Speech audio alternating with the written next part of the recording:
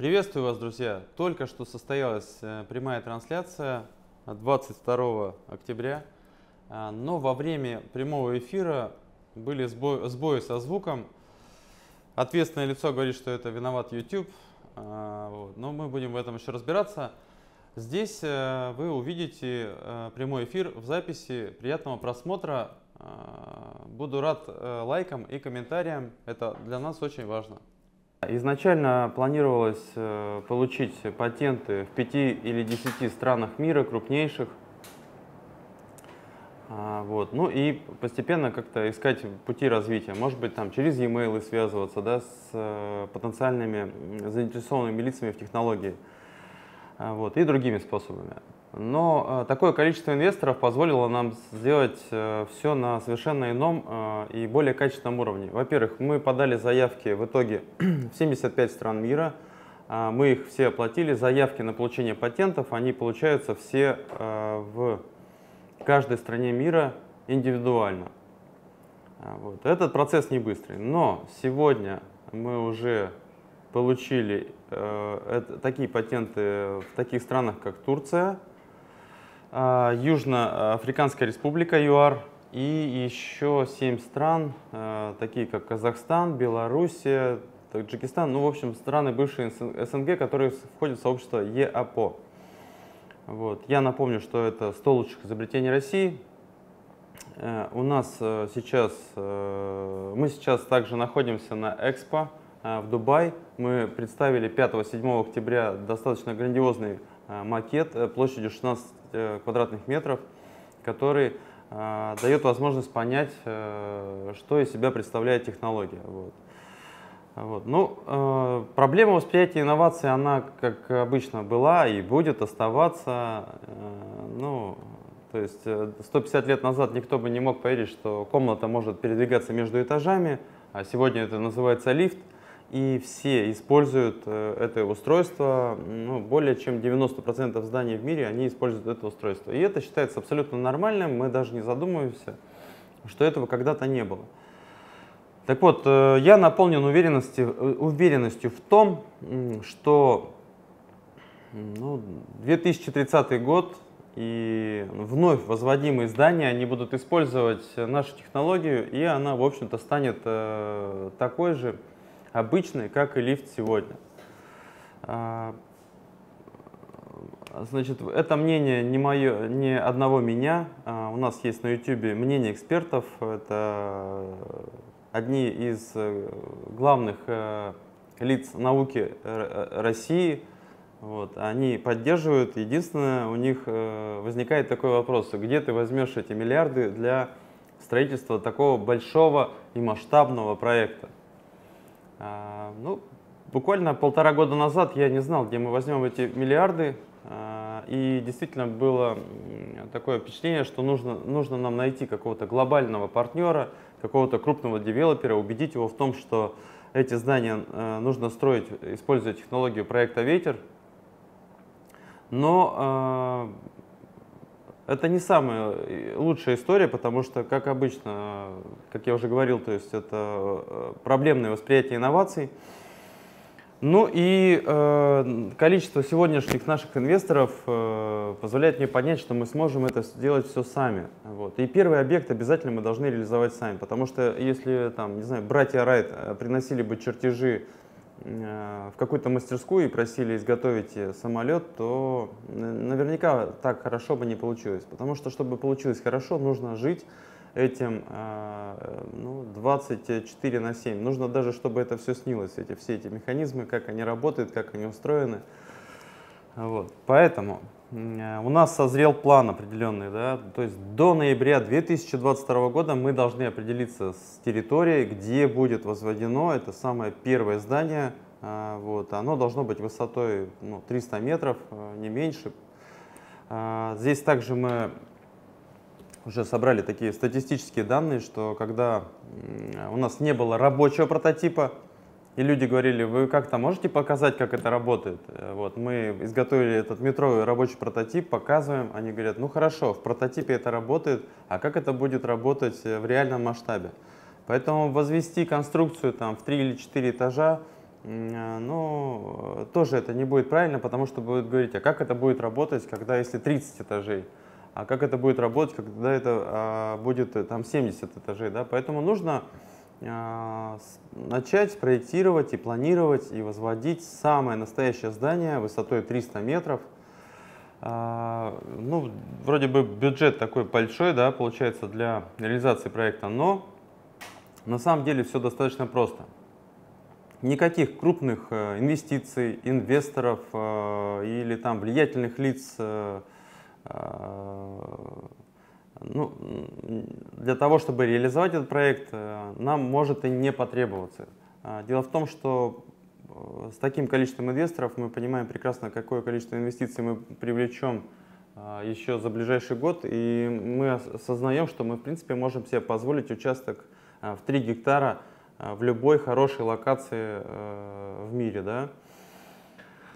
Приобретя этот земельный участок, нам нужно будет всего лишь навсего возвести 20 или 25% от объема этого здания, а потом уже мы, имея на руках всю техническую документацию и разрешение, сможем просто-напросто реализовывать эти квартиры, и дом должен будет возводиться за счет тех, кто будет владеть этими квартирами. Так строятся 90% зданий во всем мире. Это уже практика обычная, стандартная.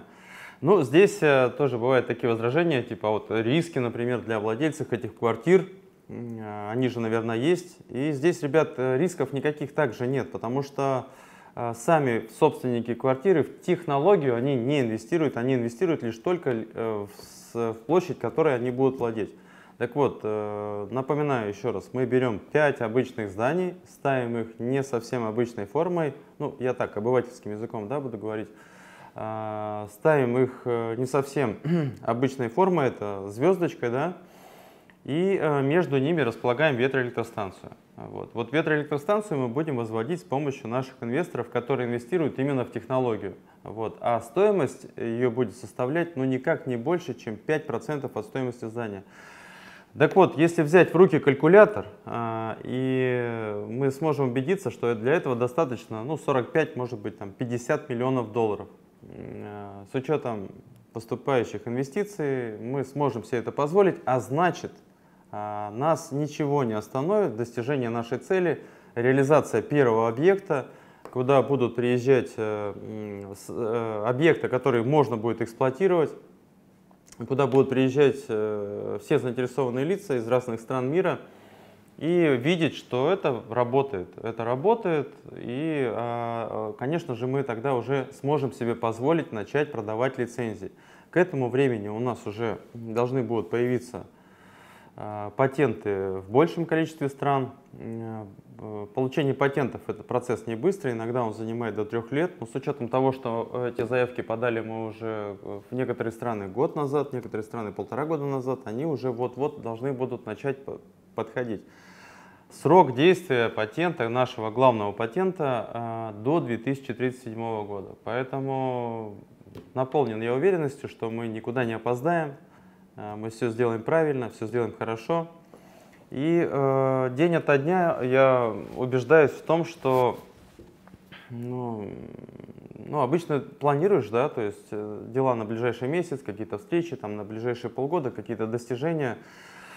Ну, за последние вот эти годы все мои ожидания, они превзошли, да, реальность, то есть не, ожидания, то есть реальность превзошла мои ожидания, поэтому я очень даже удовлетворен.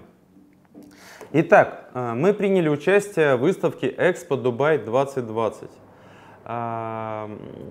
Часто ребята, кстати, задают вопрос, почему у вас стенд находился 3 дня на выставке, если Экспо длится полгода. Отвечаю, Экспо — это большое количество стран. Каждая страна строит свой павильон. В павильоне страна представляет свои достижения, может быть, культуру кто-то представляет, ну или еще какое-то, да, направление. Так вот, в российском павильоне макетов вообще нет, и их там не будет. То есть концепция не предусматривает, к сожалению, там никаких макетов. В павильон другой страны зайти мы как-то не можем, да, то есть не поймут, откуда эти ребята пришли, почему они к нам пришли, почему они не пришли там в российский павильон и так далее. Поэтому есть специализированные такие дни, когда именно идет речь о коммерческих выставках. Так вот, есть достаточно такое крупное здание, где каждые 3 дня, оно находится на территории Экспо, где каждые 3 дня меняется экспозиция.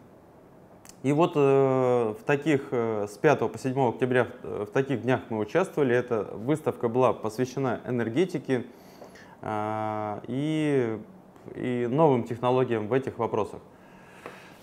Если будет, а оно точно будет, также будет выставка и development, и еще что-то также к нам относящееся, мы, конечно же, будем в них принимать участие.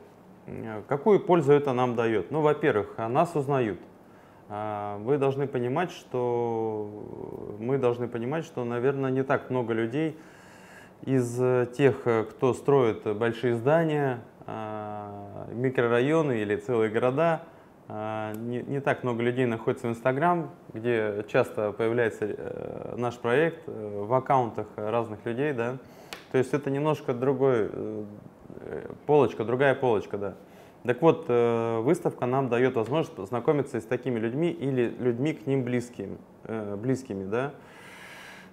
И поступило к нам предложение и пожелание такое настойчивое изготовить макет, чтобы он был побольше, да, для того, чтобы он был более понятный, да, масштабный, для того, чтобы он был привлекательный, где мы бы отразили реальную ситуацию в Дубае, вот, и нашу технологию интегрировали, да, уже в Дубае.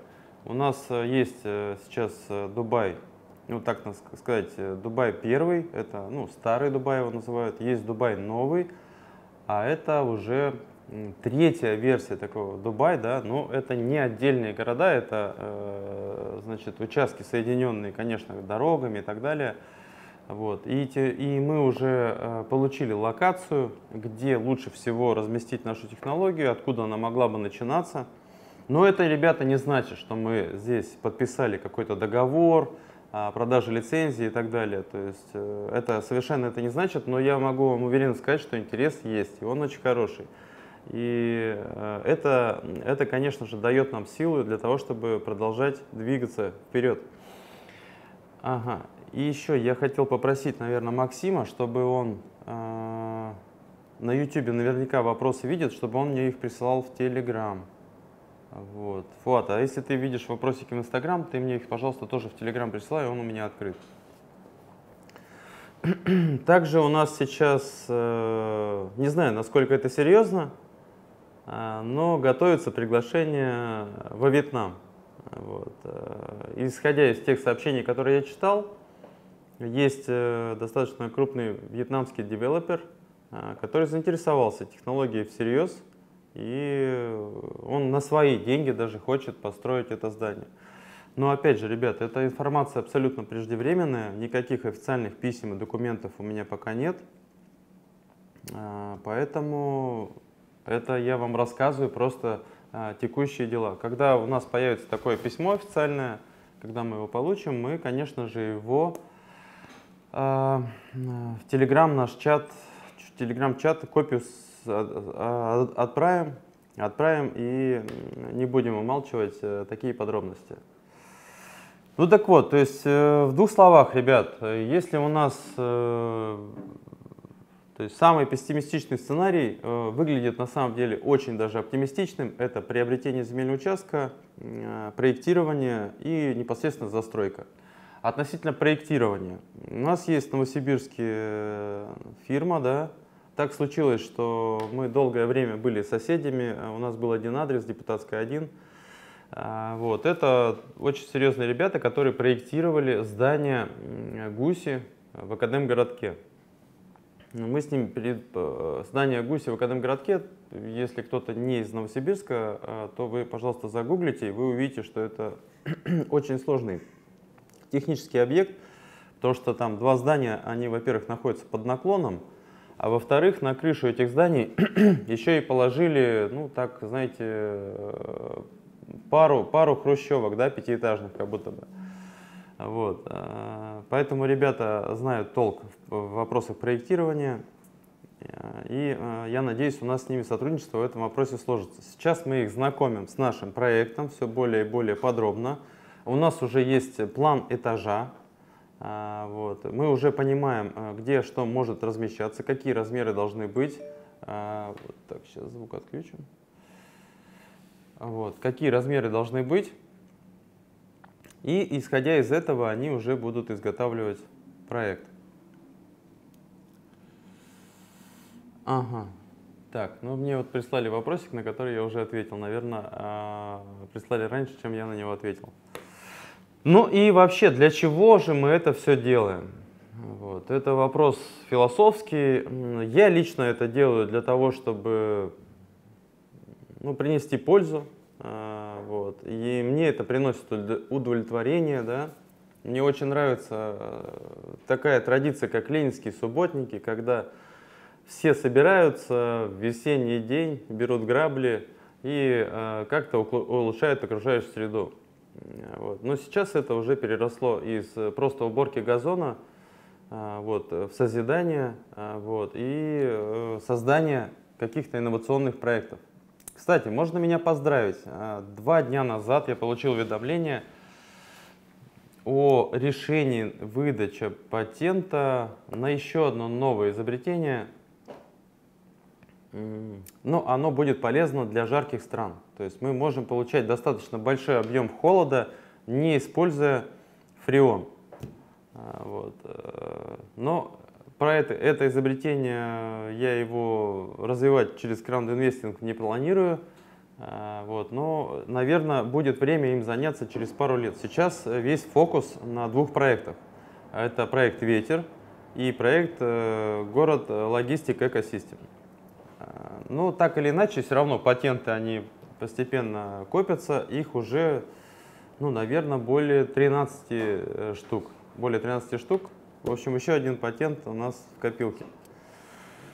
Ага. Так, вопрос. Вот, Виталий Дмитриев пишет, есть ли варианты площадок для строительства? Да, Виталий, такие варианты есть. Сейчас порядка 35 есть ссылок на подходящего размера земельные участки, но это в основном Таиланд.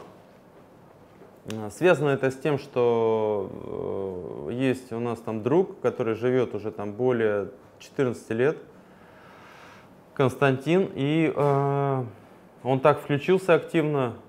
Я ему говорю: Константин, сколько стоит земельный участок в Таиланде на прибрежной территории? Вот, размером в 3 гектара. И Константин включился так хорошо в эту историю, что он стал активно заниматься поиском земельных участков. И порядка, наверное, 18 штук, вполне себе подходящих, он вариантов подыскал.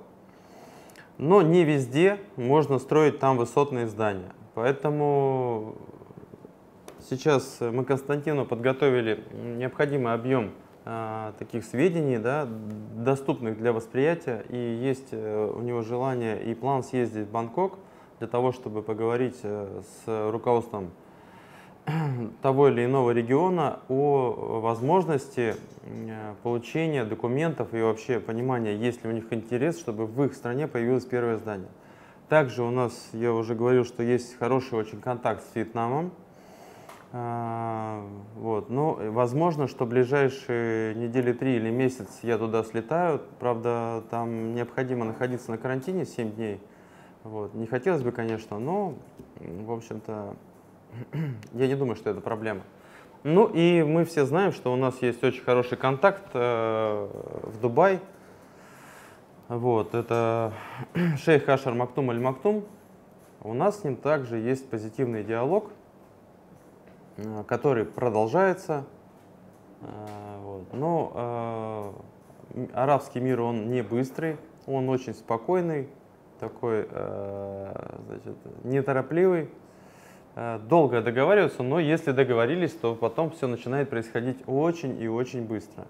Вот. Ну и также надо не забывать, что все, с кем мы встречаемся, там, с крупными финансовыми ресурсами, да, людьми, да, они не физики, они не механики, но им просто тяжеловато предположить, как это может быть реализовано в реальном объекте. Хотя здесь все в 50 раз проще, чем в самолете Ту-134, но есть такие, в общем-то, задачи. Ага, качается Инстаграм у тебя, Ильян. Вот. И так, что там у нас еще? А какие у нас вопросы появились? Ага. Про Константина повторить. Да, ребят, то есть по поводу земельных участков у нас есть порядка там 35 или 40 вариантов. В основном это Таиланд. Вот. Есть у нас активный Константин, это мой друг, можно сказать, да, я знаком с ним более 20 лет. Так сложилось, что последние 14 лет он находится и постоянно проживает там. Вот. И он активно включился, и уже есть у нас подобранные варианты с подходящей стоимостью, но не на всех участках можно строить высотные здания. Мы рассматриваем только прибрежные территории, мы рассматриваем только участки от 3 гектар и с доступной стоимостью. А доступная стоимость, значит, совершенно... Сейчас я вам даже скажу стоимость. Вот, так, там баты, сейчас я переведу просто. Ну, порядка 150-300 миллионов рублей. Очень и очень хорошие участки там есть в продаже. И мы сможем себе позволить такой приобрести. Ну и также у нас есть хороший, я еще раз тогда все повторю, да, не знаю, когда там звук пропал. То есть также у нас есть хороший контакт во Вьетнаме. Возможно, в ближайшие 3 недели я буду находиться на территории Вьетнама и разговаривать с потенциально заинтересованным лицом. Это очень крупная девелоперская компания Вьетнама. Они, судя по их сообщениям, хотели бы вообще за свой счет построить первое здание «Ветер». Они очень хотят, чтобы именно во Вьетнаме появилось это самое первое здание. Вот. Но оно и понятно, ребят, но это будет большая реклама, потому что, с одной стороны, здесь все просто, но это новая абсолютная индустрия, которая обещает принести хорошие изменения в нашу жизнь. И по Дубай у нас есть хороший контакт, который продолжается. Если вы смотрите наши серии на YouTube или в Инстаграме, да, нашем подписаны, то вы о нем знаете. Ну что, ребят, значит, у нас уже 40 минут сегодня эфир. Вопросиков Максим мне почему-то не прислал. Можно я сейчас ему сообщение допишу? Так.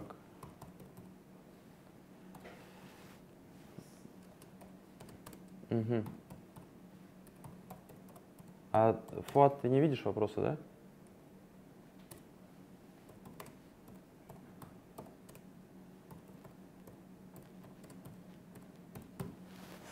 Да, ребят, давайте еще такое расскажу вещь. Значит, как только мы получили запрос на изготовление макета, площадь которого будет составлять порядка 30 или 40 метров, да, квадратных.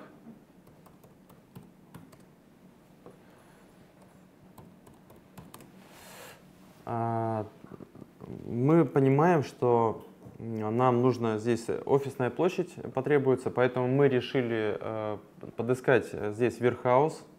Вот. Верхаус — это для местных, кто в Дубае живет, долго находится, им понятно, что это такое. Я для наших ребят из России скажу, что верхаус — это такой, можно сказать, цех, такая площадка открытая. Вот. Но она вполне себе такая комфортная и приспособленная для работы. Там создается свой такой микроклимат и благоприятная обстановка. Так вот, значит, мы решили, что в ближайшие пару недель мы должны найти такой верхаус, мы должны его арендовать. И так же, как в Новосибирске сейчас у нас идет онлайн-трансляция из макетных мастерских, мы и оттуда, конечно же, запустим такую трансляцию. И также часть команды, она будет переброшена в Дубай. Вообще, знаете, ребята, вот уже я, наверное, в 7-й раз сюда прилетел, и скажу вам, что не так хорошо понимал Дубай, не так хорошо Дубай понимал, когда это были первое и второе посещение. Сейчас я понимаю, что здесь очень много позитивного, да, позитивных моментов, насколько здесь все открыто, насколько здесь заинтересованы. Вот даже когда мы находились в процессе открытия компании, нам задают вопрос, типа, что вы собираетесь делать, мы им показываем проект, показываем визуализацию, что мы хотели бы реализовать здание, которое сможет себя снабжать электрической энергией. И даже при государственной регистрации, да, нам делали скидки. Это меня очень удивило, и я уже не раз слышал от местных граждан в государственных органах, структурах здесь работают только местные граждане. Welcome, brother, вот прям welcome, и прям вот так вот, и отлично, и молодец, и как-то все это на самом деле притягивает и располагает. Так, больше сейчас. Ага. Мне тут что-то написали, сообщение, так, не совсем вижу, Инстаграм. Все, ребят, да, и, значит, для зрителей в Инстаграме хочу сообщить, что сегодня, именно сегодня, Инстаграм в Дубае работает со сбоями, у нас 2 эфира, поэтому это не наша вина, мы просим извинения. На YouTube можно будет полную запись посмотреть, ребят, этого выпуска. Так, Максим прислал мне вопросы. Вопросы, которые поступили на наш YouTube. Здравствуйте, Денис, вам интересно построить здание в Казахстане? Казахстан сейчас достаточно продвинутая страна. Друзья, в Казахстане я ни разу не был, но это, я понимаю, что это близкие очень нам люди, мы много сотен лет находимся рядом. Ну, если будет интерес, то есть здесь туда просто прийти, знаете, и стучаться в управление архитектуры и строительства Казахстана, наверное, это не самая лучшая история, когда уже мы ждем приглашения из Вьетнама, и когда уже там и девелопер нас будет ждать, и, насколько я понял, Министерство образования и науки там также будет присутствовать Вьетнама. То есть при наличии вот таких вот комплиментов, теплых приглашений, вполне возможно, конечно же, и Казахстан. Цель-то, ну, не то чтобы лучшую локацию выбрать, цель сейчас это построить как можно быстрее первое здание и получить от заинтересованных лиц как можно лучшие условия. Лучшие условия это хотя бы должны быть такие: ребята, мы вам мешать не будем. Вот. Если будут возникать какие-то проблемы, пожалуйста, нам пишите, звоните, мы вам поможем. То есть, ну, какие проблемы? Обычно это административные, да, какие-то вопросы, которые всегда решаются очень и очень медленно. Ну, то есть ты пишешь какое-то письмо, ответ на него могут составить за 15 минут, но ты ждешь там 20 дней или 30 дней. То есть если мы будем уверены в том, что нам включают зеленый свет и говорят: ребята, давайте, старайтесь, молодцы, то тогда любая страна вполне, конечно, нам интересна. Но она должна быть открытой, она должна быть, то есть она должна быть безопасной, потому что мы бы хотели, чтобы туда прилетали люди со всего мира и воочию убедились, как работает эта технология. Ну, Казахстан, я так понимаю, это очень даже цивилизованное государство, и поэтому вполне могло бы быть. Так, есть ли план на всеобщее обозрение, этапы, что, когда и как? Да, у нас есть дорожная карта на сайте, поэтому можно нажать кнопочку «Дорожная карта» проекта. Вот по проекту «Город-лес» дорожной карты пока еще на сайте нет.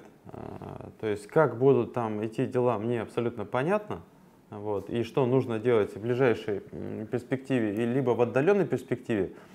Вот, но все-таки я должен то есть основную работу по дорожной карте сделать самостоятельно, но с учетом того, что у нас тут в Дубае и выставка, и встречи, и прибытие макета, и разгрузка. И, конечно, эти вопросы в большей части делегируются, ребят, но все же понимают, что непосредственно лично нужно участвовать абсолютно во всем. Потому что, когда ты участвуешь во всем, тогда все идет по плану.